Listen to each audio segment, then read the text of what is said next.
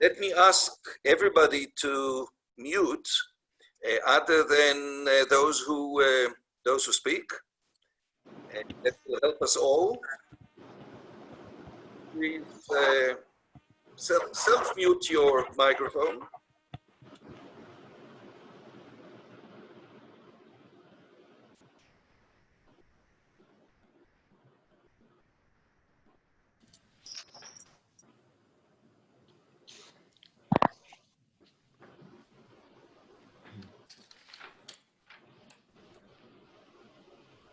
All right.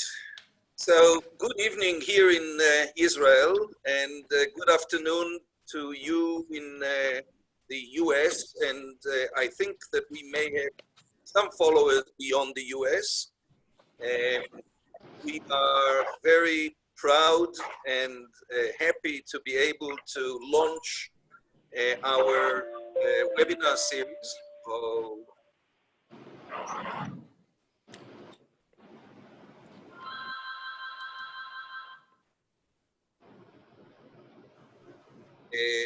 Friends, that is not going to work. Please. Uri, you can mute everybody. Uri, yes. You can just mute everybody on your side. That's what I'll do. 1 moment.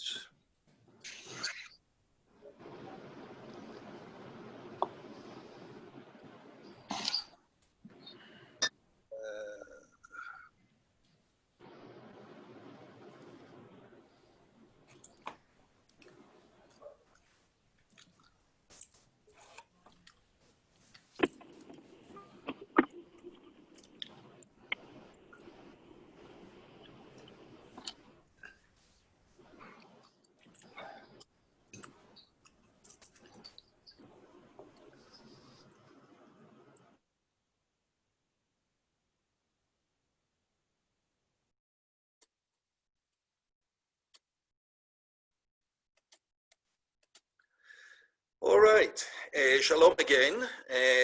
Good evening here in Jerusalem. Good afternoon in New York or wherever you are. We are very proud to launch this, the first of the webinar series that in part are reflecting the values of our organizations and in part the challenges of the day. The Chidush, the Israel Diaspora Partnership for Religious Freedom and Equality in Israel, is proud to co-sponsor these series together with the American Association of Jewish Lawyers and Jurists, a wonderful partner that we have collaborated with in the past and hope to continue doing it in the future. And the Chidush affiliated Rabbinic and Cantorial Network, Ruach Chidush, Rabbis and Cantors for Religious Freedom and Equality in Israel, and J-Plan, the Jewish Pluralism Legal Action Network. The program is streamed live on Facebook, and you will be able to view it, whoever may be interested, and I hope many will be interested, will be able to view it on Facebook later on. The first topic is threats to democracy in Israel and beyond, between the coronavirus and populism. And we are privileged to have two wonderful speakers who will highlight different perspectives of the topic. Professor Karine Nahon, a world-renowned expert in the field of power and politics of information, president of the Israeli Internet Association, associate professor of information science in the Interdisciplinary Center at Herzliya, IDC, and affiliate associate professor in the Information School at the University of Washington, an activist and a great friend. And Rabbi Professor Michael Chernik, who chairs our Ruach Chidush, our Rabbinic and Cantorial Network, is a YU graduate and has been for many years a professor of rabbinic literature at the Hebrew Union College. And he will follow by presenting the rabbinic dimension, a rabbinic perspective on the right to privacy and related issues that are now being put to test in dealing with the corona pandemic. So it's over to you, Karine. And fantastic, thank you. go ahead. All right, so do you hear me well, everyone? Okay, wonderful. Yes. So I think, thank you for the invitation, Uli. It's actually a wonderful opportunity to think and to talk about things that are happening right now in Israel and according to the corona virus and what's going beyond. I would like to separate my lecture into two parts. So the first part, I would like to talk about general trends that are happening in politics and democracy, in particularly because of the information society, because of things that we are seeing on social networks. And this is happening on different democratic liberal countries over the last few years. So my first part will be more general. And then in the second part, I would like to talk about what's happening in Israel in the last few weeks. I don't know how many of you followed what was going on from a constitutional point of view. And also regarding the corona, because there's an interesting symbiosis, or there's an interesting connection between the two things. I mean, we had I would say, an unbalanced situation in Israel for over a year and a half, but the corona crisis has actually created a more severe, I would say, unbalanced situation. So I'd like to talk about that since the coronavirus is so new, take into consideration that also my talk is very new. So we'll start with this. I would like to share a presentation for the first part. And so please, I don't know how many of you know how to play with the Zoom, but feel free to enlarge me compared to the presentation. So you won't only see a presentation and won't look at me, but you have to do it from your part. So let me just add, here we go. And update me. You're supposed to see a presentation. Yeah, it's okay? Yeah, definitely. Fantastic. Wonderful. So I would like to talk about three things first from a general point of view. I would like to talk about what happened to participation of people. In other words, what happened to the public sphere where we participate. And then I would like to talk about what happened to the politicians. Who are the politicians who are representing us in democracies? Again, I'm not interested in authoritarian regimes, only in democracies. And then I want to talk about the intermediaries. What happened to, the parties? What happened to mass media? What happened to different intermediaries that are so important in democracy? So let's start with participation. Before I start, I would like to say that my expertise is in politics of information.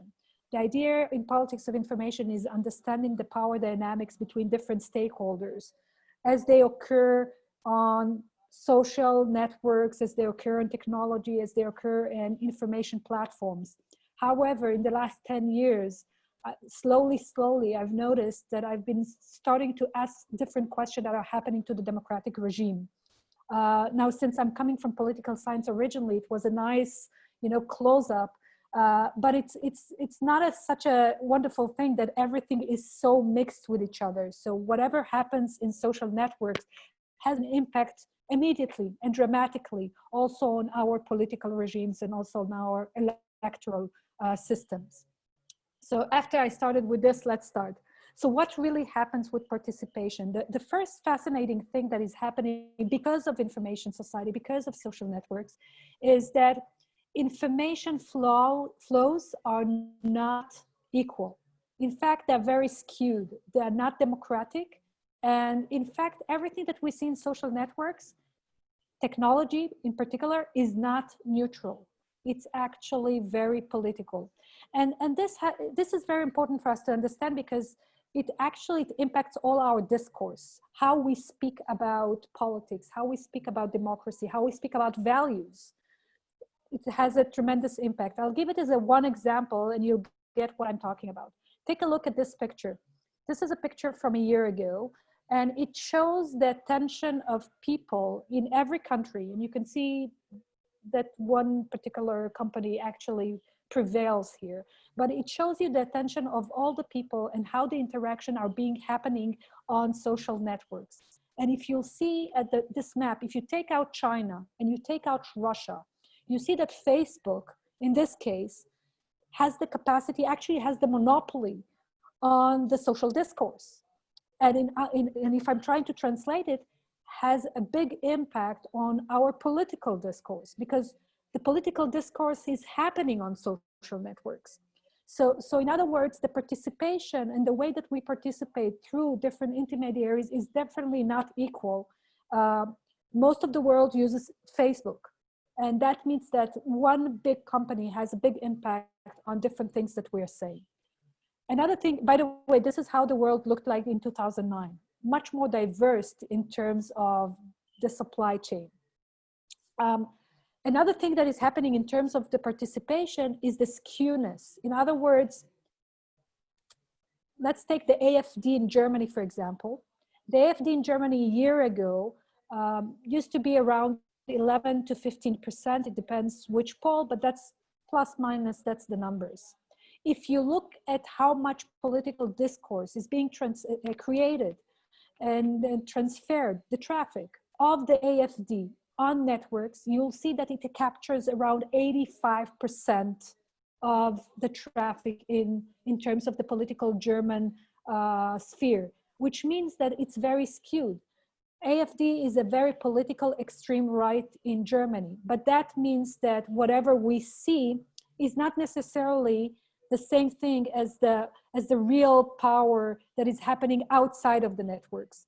And the discrepancy between the real discourse on social network and what is happening in real politics is very important when we talk about democracies. Because again, the discourse is not happening in the streets anymore. And definitely in the Corona days, it's not happening in the streets. It happens on Zoom, it happens on social networks.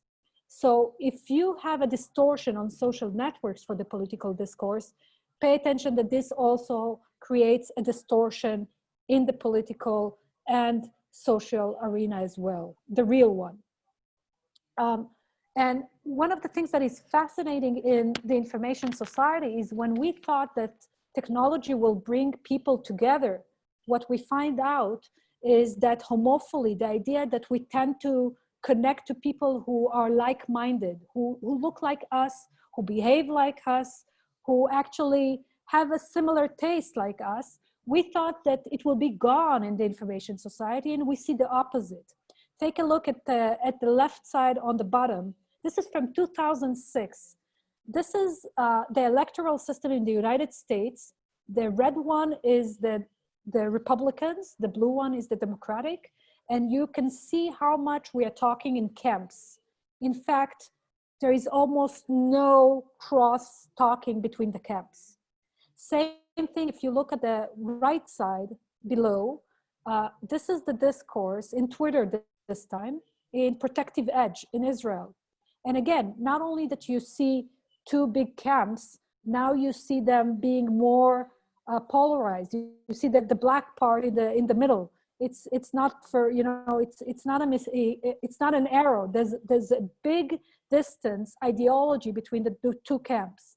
And if you look at the upper side, this side, this is Facebook and the election system in the United States that we had, and we felt it, right? I mean, you see again the Republicans and you see again the Democrats, and not only that they don't talk to each other, they're very much polarized on many subjects, and we know the numbers and all the stuff. Why do I want to say that? Because I want you to remember that inequality actually prevails on social networks. We don't talk to people on an arbitrary way. We talk to camps, we talk to people who we know that look very similar to us, who look like us. But that means that we have to ask ourselves a question, because democracy is about compromise. Democracy is about shared values. How can we actually cut this homophily and create a little bit of both sides, allow both sides to listen to each other? So this is very crucial in democracy. And another thing that we see in the information society, if you look at this, is if you look at platforms that are not being censored, For example, 8chan, 4chan, those are the places in Gab. If you don't know what I'm saying, it's not by mistake. Those are the places that are not being censored. Not many people are using them, but the people that want to use them are the people that you'll see later doing mass shooting in a synagogue in San Diego. This is the place where nothing is being censored. Now, take a look at this is an analysis of a friend of mine that took all the political discussion on those platforms and tried to look what are they talking about. And it's very interesting to see that we see the same thing again and again. The clusters of hatred, the clusters of misogynic kind of ideas, the clusters of anti-Semitisms appear again and again. So you'll see again, and all over the world, you see about women, you see about niggers, this is how they call them, or blacks. You see about Muslims, Jews, again, we know the usual suspects. So what I'm trying to say is that when we thought that the information society will give us a lot of, I would say, goodwill, I would say the idea that we can be more patient towards each other. In fact, unfortunately, social networks, and it's people, it's not social networks, through social networks, people through social networks are becoming more extreme on social networks because you want people to hear you. And if you want people to hear you, you have to be more blunt, more extreme, and more yellow. And you can't say just, I love you, everybody, because nobody will give you a like. If you want people to make you viral, you have to be extreme. And unfortunately, that's a good recipe for hate. Saying all this, I want to show you an important figure.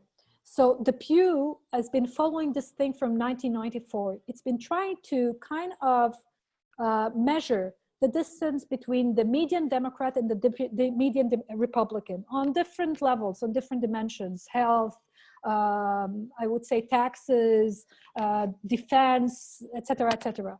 What's interesting is not this. Take a look at the dark blue in the middle. Can you see, by the way, my mouse when I move it? Yes. Fantastic. Okay, take a look at 2014, and now take a look what happens in 2017.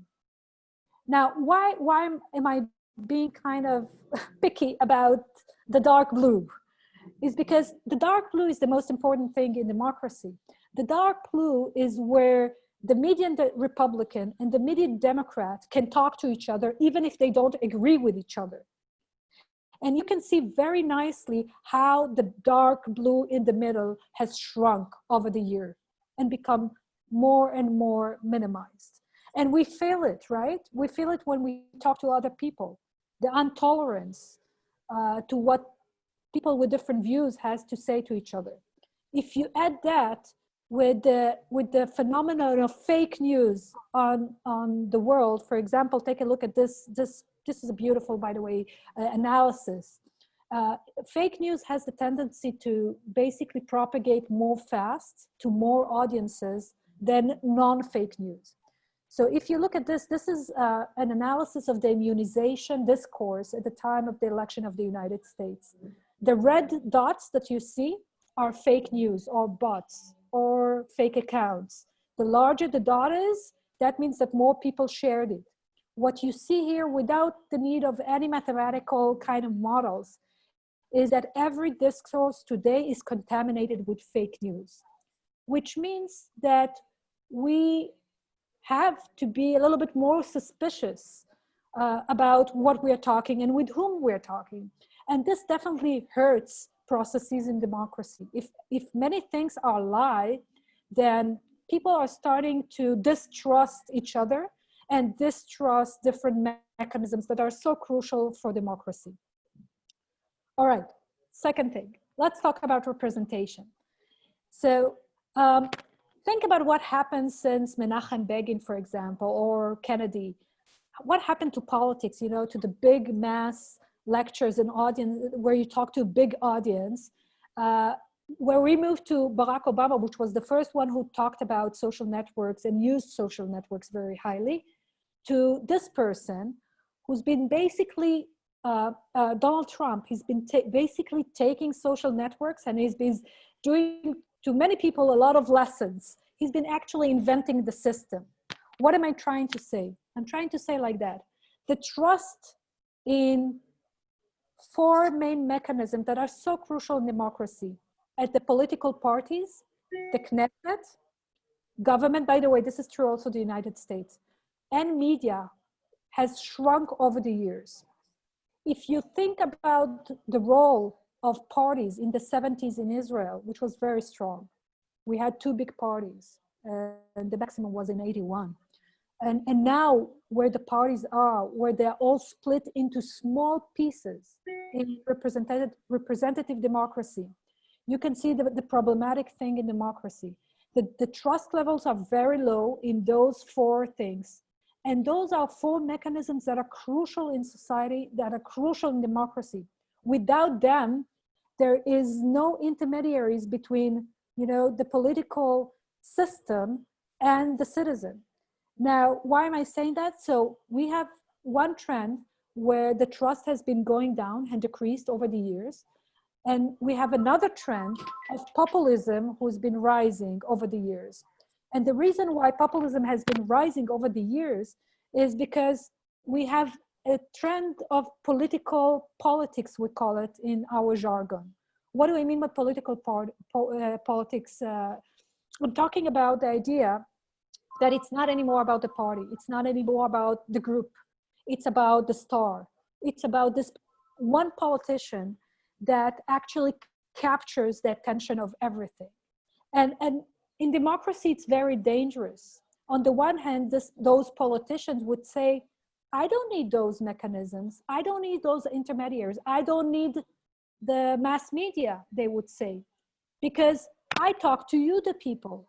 And take a look at this. This is a great example of populism, right? It's me against you. It's us against them. The elites are against us. So we have, in reality, they're not after me, they're after you, right? It's a very populist jargon. By the way, Donald Trump took it from Modi and Netanyahu took it from Trump. But what we see now with all this personal politics, the social networks allow this personal politics to prosper. Because the politician can say, I don't need your mass media. I don't need the intermediaries. I can talk directly to the people. Now, it's a little bit of an illusion and a lie, and I'll tell you why it's a lie.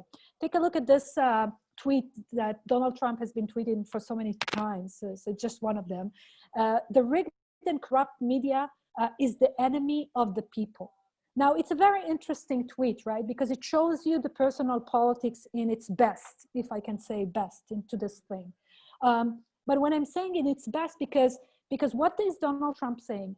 Don't believe the media. The media is corrupt. The media is rigged. Which media? All the journalists, everyone, all the intermediaries that are so important as gatekeepers to democracy. And another thing that he's saying, they're the enemy of the people. I am representing the people. Now, why it's a lie? Because when Trump tweets at 3 o'clock in the morning, which is usually his favorite hour, he needs the media. Without the media who's actually retweeting him and kind of echoing what he says, he can't get to a lot of people. He can get to a few millions, but he can't get to the whole public. So first of all, it's an illusion, because those personal politics, they do need the media. And another thing that is a kind of an illusion, when Trump says, I talk to you directly, the public, and it's not only Trump. Trump is just a metaphor here. It's not true. It's a monologue. It's not a dialogue. When was the last time that you saw a politician that behaves on a personal politics, that speaks with the citizen on Twitter or on Facebook? It's a very rare occasion. And also, when I'm talking about representation in the information society, the number of fake news, not of the people, I'm talking about our leaders, is so high. This is, for example, the Washington Post has been following the number of lies of Donald Trump since he started his office. It's around 16,000. It's a kind of an average of 16 times per day, just so you know. So we are in a big problem, because if you can't trust what your leaders say, if you don't have a kind of a base where people can agree on, then we become kind of like the political situation, or the democratic system is starting to become shaky because it loses its checks and balances. I think I won't talk about that because I want to talk about other stuff. Let me talk about the intermediaries themselves.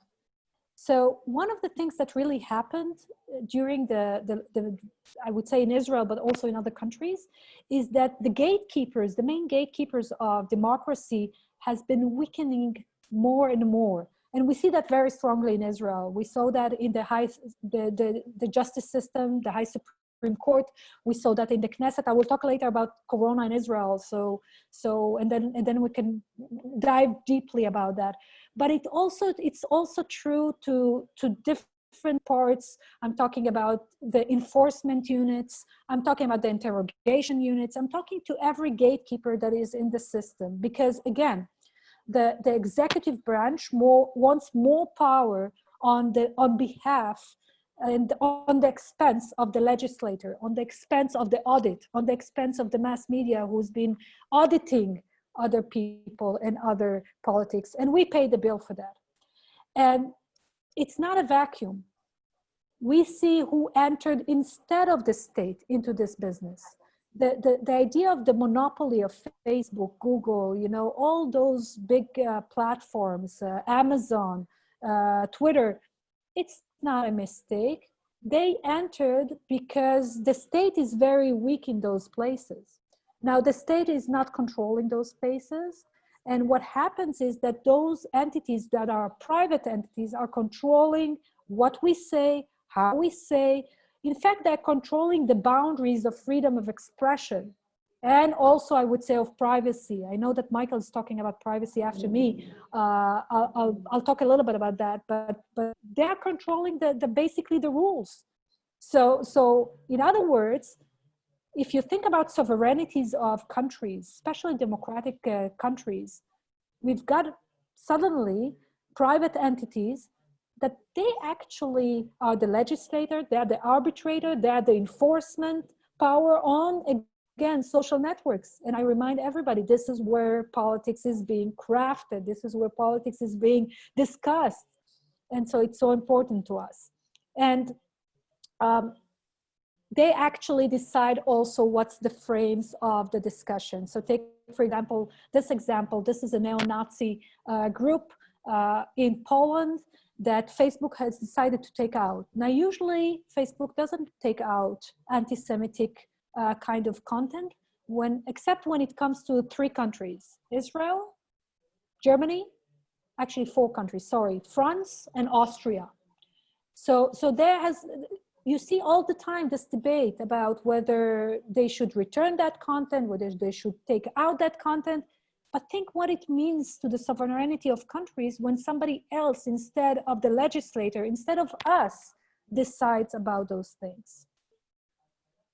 Okay, finally. Okay, now I'm going to close the presentation because I'm going to talk without a presentation because it's about Corona in Israel. Okay, so allow me for a second. Okay, here we go. Can you see me? Yes. Wonderful. Okay, so let me talk a little bit about what happened in the last 2 weeks. I mean, we read the numbers in the United States. I'm going to focus specifically on Israel. But few things happened in Israel. So most of you know that in the last year and a half, we've been in different interim kind of governments. We are already in our 3rd election in a year and a half. And there's a big chance that we'll go to the 4th election. We still don't know.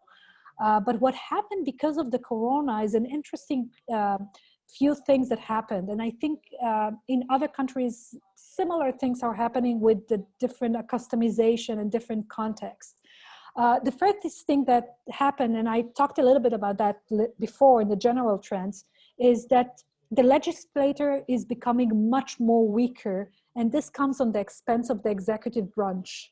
And we saw that very strongly in Israel. In fact, the idea that the government actually decides everything, where the Knesset, the parliament, has almost no say. And we didn't have a parliament for almost a year and a half. So there was no processes, no proper processes that are so crucial, by the way, in emergency periods. No proper processes. We didn't have any committees that are supposed to be part of, I would say, the control and the idea that they can see what is going on, especially in emergency period. We see another thing when we are saying that the executive branch is taking in control, it's also a little bit not accurate, because in Israel, it's not really the whole government. There are not many government meetings. Most of the decisions are being taken by a small number of people, where Netanyahu is the head that decides everything. Is that a good thing for democracy? I'm not sure. It's something that I would claim that is very dangerous in democracy. In democracy, we need those professional discussions of civil society, of the professional officials inside the government. We need these discussions of the headquarters, of again, different topics. We don't see that in Israel. Another thing that we saw in the corona in the last year is the idea that the governments are not afraid to take extreme measures on the expense of human rights. And this is in the name of the common good. Who decides about the common good? Obviously, again, we return back to the discussion. It's very few number of people.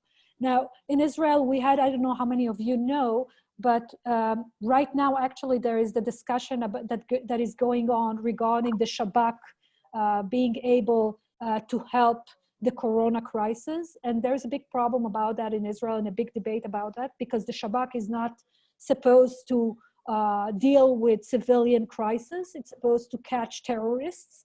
And so part of this debate, again, shows you what happened in 1 week because of the corona crisis and what's the meaning and impact, and I would say the ramification on the democratic system. There is a kind of an illusion that technology can solve problems, but the truth is that technology cannot solve problems.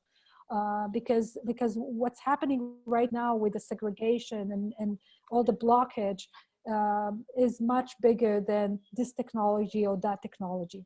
And the idea that we are using big entities like the Shabak and their technology, I would say, abilities, at the end, when the corona is going to go away, we're going to stay with the precedence of using an intelligence, using a kind of a unit that is not supposed to be in the civil, I would say, ecosystem. Another thing that really happens is because we didn't have Knesset, we didn't have supervision, we didn't have control. The committees didn't work. And that, in our case, is really problematic.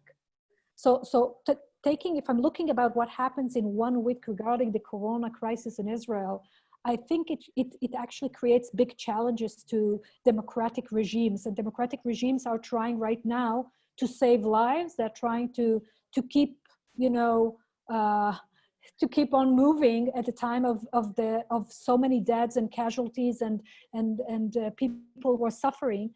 But the mechanism or the regime that is paying the bill or is paying the check for that is democracies.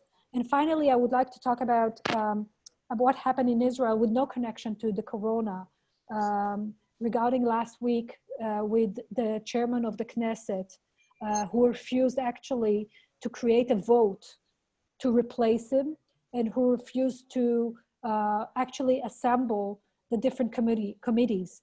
After some of my colleagues have approached and appealed to the High Justice Court, he decided that he is going to open the Knesset for creation for the committees. And now the committees are working, and this is great. But regarding his replacement, unfortunately, it was another bad, I would say, move to democracy when he decided to resign and not accept the High Justice Court, who enforced him to rise the voting for his replacement. So if I'm trying to summarize what I was trying to talk about is at the age of information society, when we think about social networks and we think how much power they gave us and empowered us as user, unfortunately now we see a kind of a trend that limits our freedoms and limits the equality between people. And another thing, we see different threats to democracy, and most of them are about the weakening of all the big gatekeepers. The big gatekeepers are getting weaker and weaker, and that's very dangerous in democracy. And okay, I hope that I didn't take too much time. I suggest that maybe you we'll open it, or how do you want to handle that? Well, I think that we'll wait with the questions to the end. I ask that those of you who wish to ask Karine questions or further clarification of what she said, and she certainly has opened my eyes, and I assume many of those who are on the call.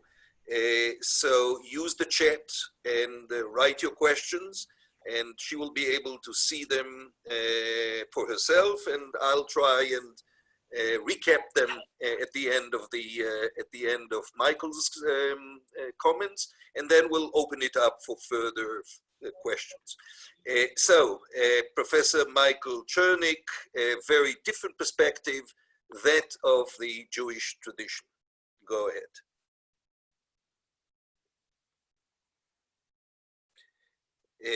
Do I need to release your microphone?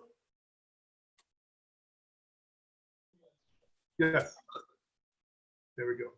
Everybody can hear me? Yes. Good. Just in case you did not receive the source sheet, I put it up on the screen so that you can follow. I always have felt that if you're going to talk on behalf of the Jewish tradition, the best way to talk is to talk from the text of the Jewish tradition. So I provided you with a text from Bava Batra, starting with the very first page, and then we'll skip over to a couple of pages later to page 6D, or Vav Amud Bev. As you can see, it starts off with a Mishnah, very first Mishnah of Bava Batra. And the Mishnah says, as you can see, השותפים שרצו לעשות מחיצה בחצר בונים את הכותל באמצע. Partners who want to make a partition of their land are required to build a wall in the middle of their courtyard. This leads to a discussion in the Gemara that wonders why that should be the case. So it opens with the notion that perhaps the reason that they decided to build this wall was only because they wished to build the wall. In order to mark off the borders between one piece of their property and another, but not necessarily to grant one another privacy.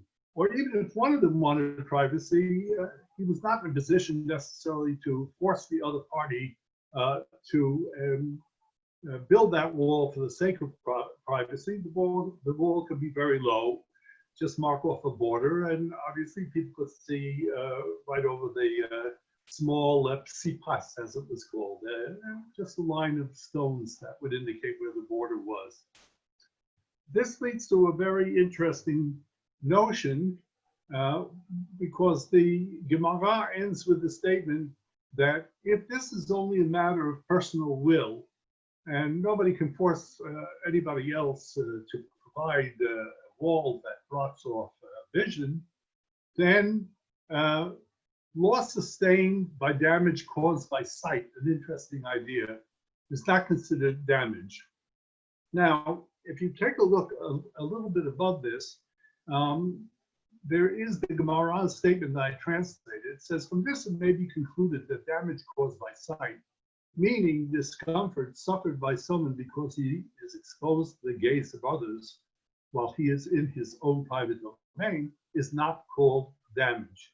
And I would say that that is a kind of rabbinic resistance to the idea that a damage that cannot be quantified, that cannot be figured out as to how much money it actually costs, as if, unlike when your car, let's say, hits another car, and you can figure out that the damages are $1,200, let's say, to fix the dent. There seems to be a resistance on the rabbi's part, at least up to this point, of seeing damage that's simply caused by invasion of privacy as being sufficiently costly, as it were, or quantifiable as to qualify as real damage. But the Gemara continues with a second opinion, quoting the Mishnah that appears basically on the next page of this section of Bava Batra. And it says the residents of a courtyard can compel each inhabitant of that courtyard to financially participate in the building of a gatehouse and a door to the jointly owned courtyard, so that the courtyard not be open to the eyes of those standing in the public domain. Learning from this, the rule that damage caused by sight is called damage. So if you now have a situation where all the members of a community living together can create a blockage so that people who are in the public domain cannot see them, it seems to imply that damage by seeing or invasion of privacy is in fact a sufficient damage to cause people to spend money to prevent. But it seems that the situation is that if you want your privacy, then you're the one that has to pay for it. And the end result of all of this seems to be that no, there's a difference between being damaged by a public that is always there and a privacy that exists between, a desire for privacy that exists between two people, where maybe you don't have to go to the extent of blocking somebody else's vision just because you would like to have privacy. Put up shades if that's what you really want, and don't start charging other people for the privacy that you desire. However, the whole tenor of the discussion shifts gears when we find out that there's a position that is staked out by Abaye, a fourth generation Amora, living somewhere in the 4th century, who had a case that he wanted to discuss. And he says as follows: Amar Abaye, Shnei Batim, B'Shnei Tzidei Rishut Arabim, Ose Ma'aker, L'Chatzi Gago, V'zeh Ose Ma'aker, L'Chatzi Gago, Zeh Shelo Keneged Zeh, U'Ma'adif. Translated simply, you have two houses. Each house has a roof, and they are separated by quite a distance by a public thoroughfare that runs between the two houses. Now you say, okay, what's this whole business about roofs? But you need to think about the use of a roof in the Near East or the Middle East. A roof was actually a place that was made use of, in considerable use of.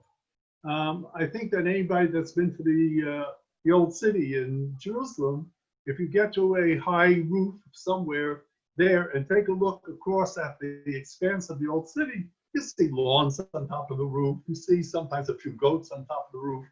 The roof is a place in the Middle East that actually had a useful purpose, and things were stored there. In the winter, if you got a warm day, people might go out on the roof to get the warmth. If the house was stifling during the summer, people would perhaps go out there at night and spend the night out on the roof where it might be cooler, because deserts have a tendency to cool off during the night. So a roof was not exactly a private place. Very frequently, houses functioned as factories. So people not wanting to fill the house with all the products that were being made, took the products up to the roof. Does everybody want to know exactly how little or how much inventory a factory is producing? Not every CEO would like that to be something that was known by everybody. So here's the case that Abaye brings in relationship to the roof. He says, again, if there are two houses on two sides of a public domain, the owner of one of the houses must build a fence for the half of his roof, and the owner of the other house must build a fence for half of his roof. They must position the fences so that one roof is not opposite the other fence, and each one must add to his fence a little bit beyond the middle point, so that each one should not be able to see the activity on the other's roof. Now, I know that's a little bit confusing for those people that are visual learners, so here would be sort of what the roofs would look like. It would go more than halfway and then somewhat past. This way, if you were on the roof and you stood next to your wall, your vision, your side of vision, bumped into the wall across the street. If that person looked from his wall, it bumped into the wall that was on top of your roof, and therefore vision was blocked off for this roof in its entirety. The Gemara is then puzzled by a reality. Why would this only apply to roofs that were separated by a public domain? Wouldn't it even be more crucial to have these kinds of blockages for a roof, a set of roofs that were right next to each other? So Abaye responds with the following statement. The person that has a house that's separated from another house by a public domain can always argue to, let's say, party A, I don't have to build anything on my roof. You have to build everything on your roof if you want your privacy, because after all, you live on the edge of the public domain, and the entire public domain can look up and see what's going on there. You want privacy? Go build your roof and leave it alone. However, party B can actually turn around and make the following statements to party A, who's saying, no, I'm not going to help you get your privacy. What can he say? He says as follows. The public is as follows, ultimately, the public cannot see me at all times. But the minute you walk out on your roof, you can see me. Next, the public cannot see me by night, and sometimes even not by day. You can see me the minute you walk out of the roof, day or night. Once your eyes, of course, get used to the darkness. And finally, the public can see me when I'm standing, but they can't see me when I'm sitting. And how many times does the public look up at the roof at all to see me at any point in time? So the basic bottom line is you don't want to bother to build any part of this roof. You're telling me I have to do it all, but I'm telling you there are aspects of you're not building the roof that are going to affect you being even able to see my property when others cannot. And you can do that directly. You can do that when I'm sitting. You can do that when I'm standing. You can do it in the dark. You can do it in the light. You can do it when I just walk out there. I'm right out in front of you. And where is the responsibility in this particular case lying in terms of who must build the wall? The answer is that party A is saying to party B, you have a responsibility. You have a responsibility to build a wall in order to protect my privacy. I have some responsibility to protect my privacy and also to protect yours. But the truth of the matter is we have obligations to one another. And if you say you do not want to build your wall, I have every right to go to the court and get a court order for you to build the wall to protect my privacy. This is unheard of in Western law. You want your privacy, you know how you get it. Go to your window where you feel that you are subject to the gaze of somebody you're not interested in, have gazing at you. You put up a shade. In this particular case, it doesn't work that way. The party that has to put up the shade is your neighbor in order to protect your privacy. you are required to put up a wall in order to protect that neighbor's privacy. This is a whole new concept. It's completely different from what we have going on in the West. In essence, then, there is a notion of hezek riyah, damage that can be caused by somebody gazing into somebody else's private domain. And that is considered to be sufficient damage to cause a court case that will force the damager, the one who is looking into your private property, to actually pay to end that damage. If we take a look at the present situation in Israel, one would have said, if one was in fact abiding by Jewish values, that Israel would have had no right whatsoever to invade anybody's telephone to find out where they were, because that is hezek riyah, or in this particular case, hezek shmiyah. It is a violation of the privacy of that individual by staring into their private domain, only this time you're not staring, you are listening in on their private conversations perhaps, or on their whereabouts. I would just like to take a look at one or two more sources that I think are very important to this issue. Number one, you have an agadic source. I've quoted halachic sources up to this point, but I think they're very important agadic sources. If I were to quote Bialik, the halacha is the body, but the agada is the soul. You have a statement that is found in Sikta Rabati. It says, "Ma tovu alecha Yaakov, ahalei amidbar shayu petach zeh shelo kedeged petach zeh." When you had all these tents sitting out there in the desert while the Jews were, or the Israelites were traveling out of Egypt into the Promised Land, they didn't place their doorways of their tents facing one another. They faced them away. לפי שאסור לפתוח פתח כנגד פתח שלו להסתכל בבית חברו. Because it's forbidden for one to open a gateway or a doorway that looks into the doorway of one's fellow man. Sha'ari amru hezek riyah shemei hezek. Because it is the basic rule that damage by seeing or gazing into somebody else's property is absolute full legal damage that can actually be sued for to be removed. And I think that we have to understand what underlies this Jewish value placed on individual privacy. There's a verse that we read just a few weeks ago in Parshat Ki Tisa.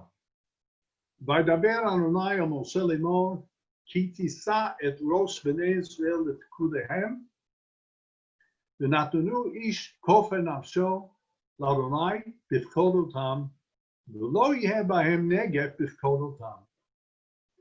That it was told that when a census was going to be taken, rather than go and count the individuals, there should have been a half shekel that was taken from each one of the Israelites in order to count up all those half shekels and figure out what the population's number was. And it was very clear why one picked up these shekels. Probably it was good tax money for the building of the Mishkan, but beyond that it said, "V'lo yeh bahem negef b'fkodotam." There should be no Negev, which is a plague, not unlike the coronavirus, when they were counted. I have no doubt that this verse was the thing that prompted my grandmother never to count people. I remember her standing around, at a dinner and saying, "Okay, how many people are here? Nicht eins, nicht zwei, nicht drei, not one, not two, not three." Because putting a number on a people already does something that is very terrible. She would have said ayin hara. That was her religion. And there is an ayin hara. And there is a magefa that is caused when people begin to be counted. When you invade somebody else's privacy, essentially what you have done is made that person an object. You have objectified that person, and now because they can't escape you, or you won't let them escape you, you almost take ownership of them and who they are and their personalities. They cannot hide from you. They are always in your possession. And that is the magefa that's being talked about here. You objectify people, reduce them from being a person to a number. And I really like Rashi's comment to this particular verse in Kitisa. V'lo yeh bahem negeh, she'aminyan sholet bo ayin hara v'hadever ba'aleihem. Says once you take people into numbers, then the ayin hara, whatever that means, it has control over them, and dever, plague, breaks out and comes upon them. And if we're going to put this in modern terms, I think anybody that has any sense of Holocaust memory understands exactly what this is all about, because the minute you number and objectify people, you can do anything to them. And if there's any greater magefa and negef than that, I'm not aware of what it is. So my fear, especially in the way tracking took place in Israel, is of great, great danger to Israeli democracy. Tracking was done in South Korea with very effective results in terms of holding down the coronavirus. And one might say that in the face of saving lives, everything goes to the winds, including Hezekiah and Chilul Shabbat and all sorts of things. But that's only in the case where the community, through its representatives, says that there is a momentary elimination of a particular rule of the Torah or particular enactment of the rabbis. I am not aware that the Knesset ever sat down for a moment to make a decision about this matter. As a matter of fact, it was pretty clear that it did not, and that it was a matter of behind the shut doors by a few people who then said to the Shabbat, go ahead and do what you please. The Supreme Court, on the other hand, said there's an injunction on this until there's some kind of supervisory body that will make sure that only certain things are collected, but not all information of the world that might be used for political purposes at some stage of the game. I think that a country that claims to be both Jewish and democratic had better give a second thought to the extent that Jewish is in fact democratic, and that when you claim that there is something between one and the other, you have told a lot of fake news. Thank you, Michael. You have certainly brought the ancient sources to bear on the current challenges that we are facing. In a minute, we'll get back to Professor Nahon, who has had a chance to look at the questions addressed to her. I think you have, at the end, added a question actually addressed to Professor Nahon, namely about this supervisory challenge that the Knesset was denied because of the process. But before we turn to Professor Nahon, I think that there is one basic question that I would like to pose to you. I managed to see that one of the participants asked, well, how does that connect to modern technology? But I think in a way, you alluded to it. But the question that I think you did not address is, you dealt with circumstances that deal with neighborly relations, with normal circumstances of life, and with a census. What about circumstances in which the breach of privacy is done because it is necessary to save lives? It is necessary because of an emergency situation. I don't know that those sources that you provided us with actually addressed times of emergency and life-saving measures. They did not deal with those directly, but I can and will point out to you, although, and I mentioned it at the end, there is a notion of Horat Sha'ah and also Sha'at HaBechak. In either one of those situations, all kinds of regulations can be lifted, but they cannot be lifted simply because one person says so. These are decisions that are either made in antiquity or in the Middle Ages by the Kahal or its representatives. And my difficulty with what took place in Israel was that neither the Kahal as a group, probably would have been impossible, but certainly its representatives were not brought into a discussion about this particular activity that was being planned in relation to tracking people. Do I think that the tracking of individuals for the saving of lives was absolutely essential? I think that the answer is yes. But when I say that it is incumbent upon the state or the individual to protect and hold back from invading the privacy of another, I'm saying that under certain circumstances, that might not be the case, but it would not be the case that that could happen unsupervised without the permission of the representatives of the people.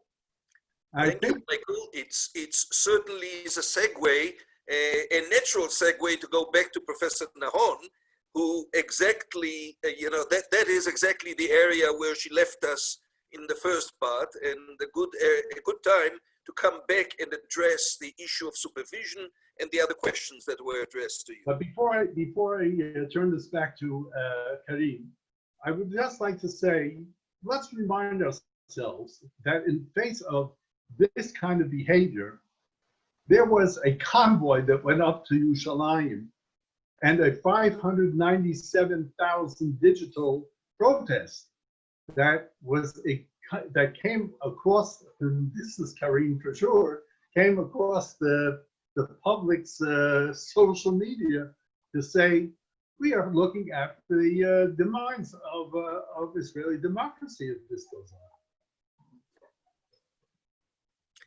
Karine.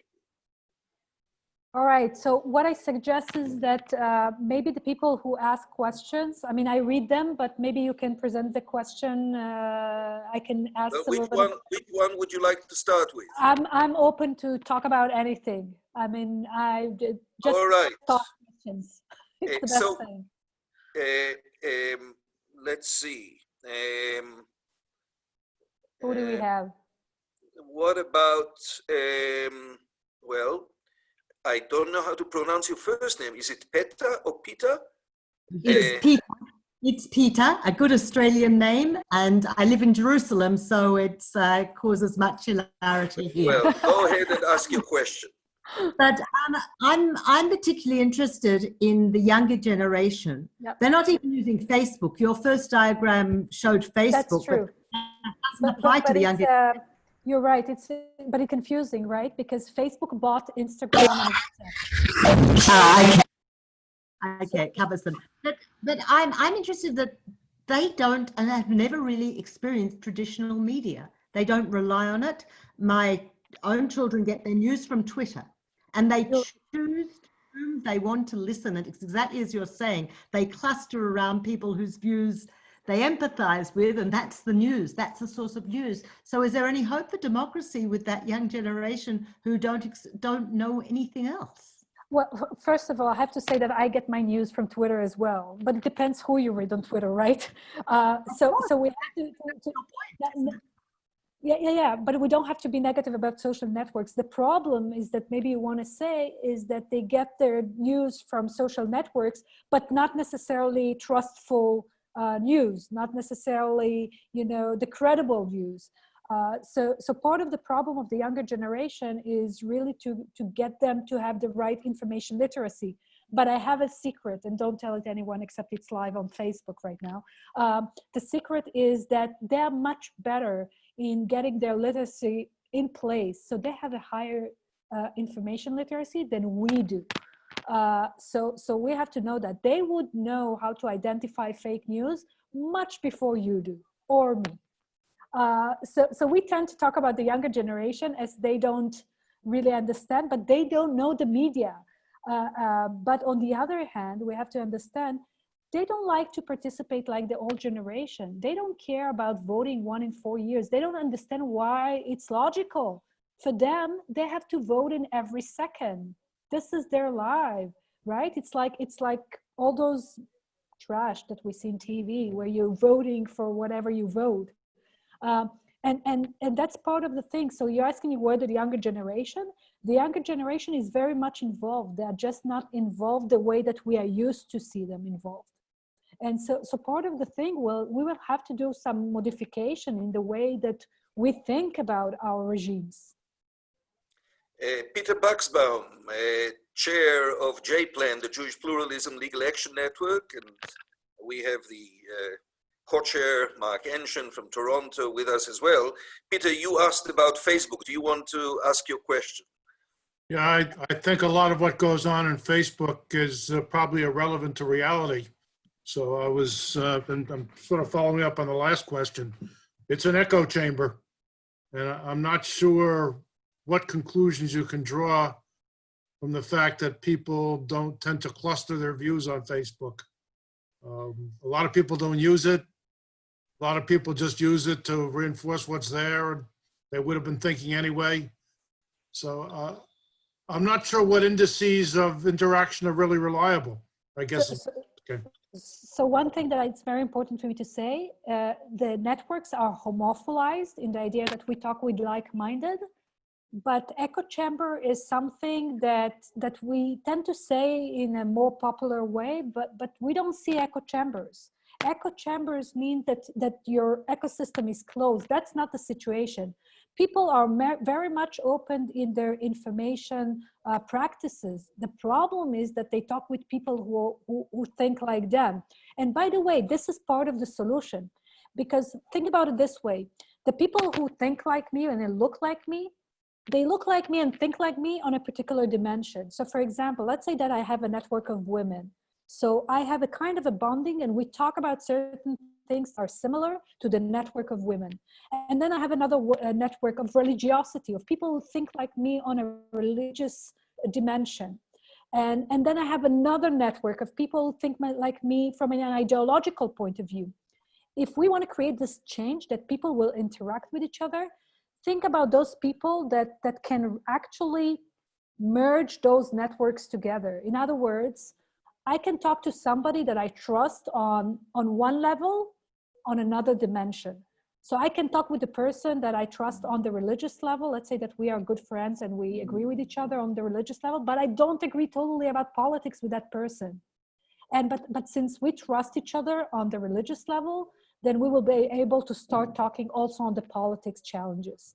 So in other words, what I'm trying to say, it's not easy, but the homophily is also the place where we can start doing the changes. But it's very, very difficult, especially for conflicts that are inter-racist, conflicts that are internationalist, like the Palestinian Israelis, or inter-religious. So I just want to say something about the echo chamber, because we tend to say that we are in echo chamber and we're not exactly in an echo chamber. Well, that's a good ethic to try to get out there, and I think it's one we should carry with us. So you should go on Facebook and tell everybody to talk to people they disagree with. Michael Lofer, you had a question for Professor Nahon. Go ahead. Please, Karine. Michael? Are you still with us? Okay, well, maybe, oh, he is maybe still muted. So let me ask his question. Yeah. Given all the threats to democracy that you raise, are you seeing any organized pushback, any challenges to these trends and deliberate actions, and any general recognition by the population that this is occurring? Are most people unaware, or if aware, willing to ignore? Wow. Okay. So there are many questions in this question. Let me give you the metaphor of the frog. I like this metaphor very well, right? So everybody knows the frog, right? Metaphor, and we are being boiled, and we are being boiled on a very, slowly escalate certain things. And what happened this week in Israel was, I think, they boiled or they increased the temperature too high suddenly. So suddenly everybody felt uncomfortable. What I'm trying to say is that if there's something that can push back in Israel, unfortunately, the mass media is very weak right now. Unfortunately, it's been weakened more and more on purpose. I think the only two main institutions, and again, institution of power in the sociological point of it, is the Supreme Court and the civil society. Civil society in Israel still kicks. And Supreme Court as well, but this is part of the debate. Why do you think people who are for the majority as the main entity of democracy instead of checks and balances? I mean, I don't know how many of you know the big debate in Israel between two proponents are the proponents that say democracy is only the majority of people. This is what counts for democracy. In other words, we have 61, that's it. Doesn't matter. We can do whatever we want. And there's another camp that says, no, it's not enough only to have the majority of people behind us. We need also to have certain kinds of rights, like for the example, rights of minorities, checks and balances, et cetera, et cetera. This debate between those two camps, in many cases, goes to the High Supreme Court, which gives arguments to the majority camp to say, you see, we told you, the High Supreme Court actually controls what's happening. It's not about election. It's about officials that actually controls the state.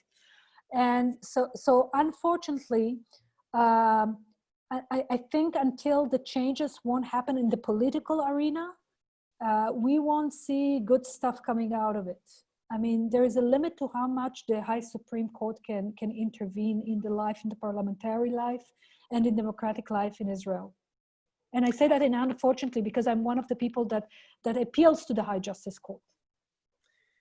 Bruce Kahn, if you are still with us, you'll get your chance to ask the question in a second. But we were asked about the Minister of Health, Rabbi Litzman, and it reminded me, Karine, could you put up the slide with the IDI trust levels in the different institutions? So occasionally the IDI includes in the mix, and it is a very interesting table that Karine shared with us, includes in the mix among the institutions that it checks the level of public trust in, the chief rabbinate. Oh, yeah, I didn't see that. This year, unfortunately, they did not. And it is really directly connected to the question regarding Rabbi Litzman. So if you look at the chart that Karine presented to us, the highest level of trust is in the IDF, and then the president. Then, in spite of the tremendous assault on the Supreme Court, still the Supreme Court is the top level public trust institution after the president and the IDF. And it's very balanced, very consistent. And you look, exactly. Unfortunately, they're successful in eroding it somewhat over the years, but it's still, look at it, it's much, much higher than the level of public trust in those that assault it, namely the political parties and the government and the Knesset members. When the chief rabbinate was included in the mix occasionally, it is down there at the same level with the politicians and the government and the Knesset members. Namely, no public trust to speak of in the religious establishment. Now, you may not know it, but today, one of Israel's leading media personalities, psychiatrists, Professor Yoram Yovel, the grandson of the famous Professor Yeshayahu Leibovich, for those who know his name from Israel. So he's a very famous personality and, critical public activist. So he today has spoken, and it has been reported on Israeli media, regarding Rabbi Litzman, the Minister of Health's response to the question of what are we going to do about Pesach? It's so crucial to Jewish life. He says, the Messiah is going to come before that, we'll be rid of the corona, and we'll be able to celebrate Pesach, as in years of old. Says Professor Yoram Yovel, in my professional capacity in the past, I would have institutionalized people for less than that. And the reality in Israel is that there is tremendous pushback to the continued function of Rabbi Litzman as Minister of Health. I'll leave it at that. You may read Chidush materials, I may actually write something about it, but it's a very valid question that troubles the public to no end, and in a way reflects the gap between political decision-making process and politicians' sort of thick skin disregarding public concerns, especially on issues regarding the conflict of religion and state, and what the public wants. So, Bruce Kahn, are you with us? I am. Go ahead. Well, you've really set the stage and much more for my question. So, I just don't get it. Where? I don't think of the Israeli population as weak-kneed and irresolute. And how is it conceivable that someone like Litzman could be retained as the health minister in the midst of such a crisis? Where is the social media? Where is the Israeli will coming into play to allow their lives to be put into such increased jeopardy by having someone out of the Agudat Yisrael extremist perspective in charge of the health ministry? It just seems incomprehensible. It's like having Trump as president of the United States. Everybody's lives are put in greater jeopardy, and there are going to be lots of deaths that don't need to happen. How is that tolerable in Israel? So is that a question for me? Yes. It's a good question. I'm not sure that I have an answer, but I think the corona plays a big role in this. Well, first of all, in the first years, actually, Litzman was a good minister of health. A lot of people actually was very popular. If you did a poll, you would find that he was actually one of the most popular ministers among other ministers. But what happened during the last years is that we saw that he gets more and more personal decisions instead of like taking, I would say, more public decisions. And I think the corona crisis, again, it weakens also criticism. We know that it's like wars. At time of wars, you don't shout, right? The moose don't play a role. And it's the same. It is the same also here. A lot of people are criticizing the situation. The health situation in Israel is awful. The situation in the hospitals is awful. And we get all those testimonies of the doctors that is being, coming into play right now. But people still, when they criticize, but then immediately they say, but we are in a crisis, we have to unify. That's the next sentence that they would say. So again, I think there will be a lot to say yet. We are just at the beginning of the crisis, unfortunately. And I think part of it, the crisis, part of it is muting the criticism, unfortunately. Thank you, Karine. In a few minutes, we'll end, but there was a question, a factual question. Can you just give us the current situation with the court handling of the Shabak tracking? Okay, so actually, I'm very angry that I'm here because I'm missing the discussion in the committee of the security right now that is happening right now on all the different decisions. I've been working in the last 2 days with them on the different legislation. So because of the High Justice Court, they decided that the emergency regulation will be canceled, and they are returning to the Knesset, to the committees, to discuss what we call order in the name of the legislation of the law of the Shabak. We've been changing that, so there have been discussion in the last few days about this order, and I'll say it like that. I think it's a mistake to put the Shabak in this crisis because we have other ways to solve this problem.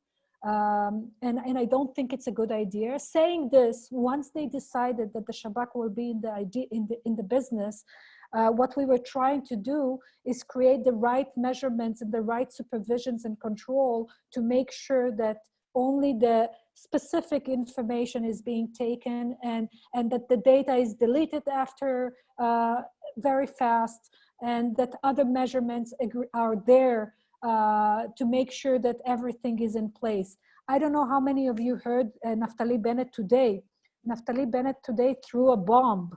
He was saying that NSO with the army will use the information of the Shabak in order to basically give a rating system of the citizens between 1 and 10. So if you are 10, you are very dangerous to your society. If you are 1, you are not dangerous.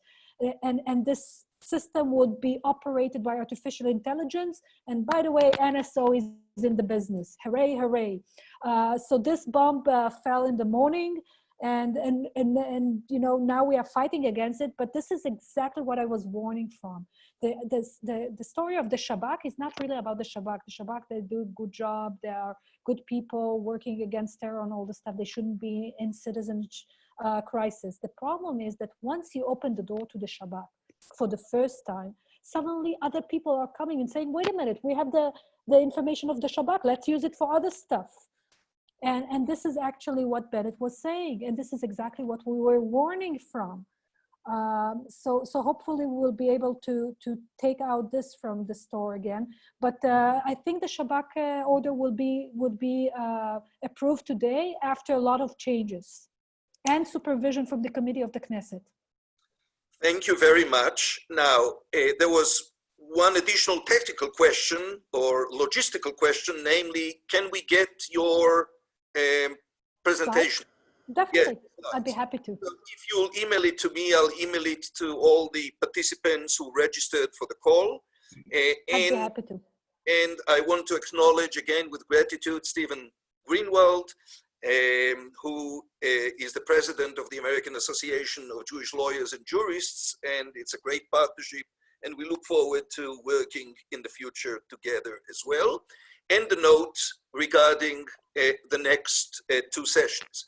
Next week, same day, same time, namely Monday at noon, New York time, we'll have Rabbi Professor Elliot Dorff, the rector of the American Jewish University, a leading authority on Jewish bioethics, philosophy, and other areas of his expertise, and the head of the conservative movement's Halacha Standards and Norms Committee, a fantastic scholar and a great mensch, and it will be a pre-Pesach session, and we'll connect the current plague and the plagues of old from a bioethical Jewish perspective, and to sort of provide the other side of the balancing act. On April 28th, we'll have Professor Rivka Weil from, again, also the IDC, who I'll offer a spoiler just to put her in context. She apprenticed during her post-legal studies with the then Chief Justice, Professor Aharon Barak. So she will be dealing with an update on the pending Supreme Court litigation rulings, if they are handed down by that time, and the challenges to the rule of law and democracy from a legal perspective. So these are going to be two great sessions. I hope all of you and your friends and colleagues and whoever will join us. Next Monday, Rabbi Professor Elliot Dov, April 28th, Professor Rivka Weil. Thank you for joining us, and we are hoping that the mission of Chidush, which usually focuses on promoting religious freedom and equality in Israel, is going to be something that you will take an interest in. We'll offer additional programs that will connect the current political situation with these challenges. Those who express their sentiments regarding Rabbi Litzman, I think, should be very interested in Chidush's work, and others should as well. So thank you, and Chag Sameach to those who won't be with us next week. Shalom from Jerusalem, and Thank you, Uri. to you all. Thank you, Uri. Thank you for the invitation. Thank you. Very much, you. everyone. Thank you. Bye-bye. Thank you. Chag Sameach.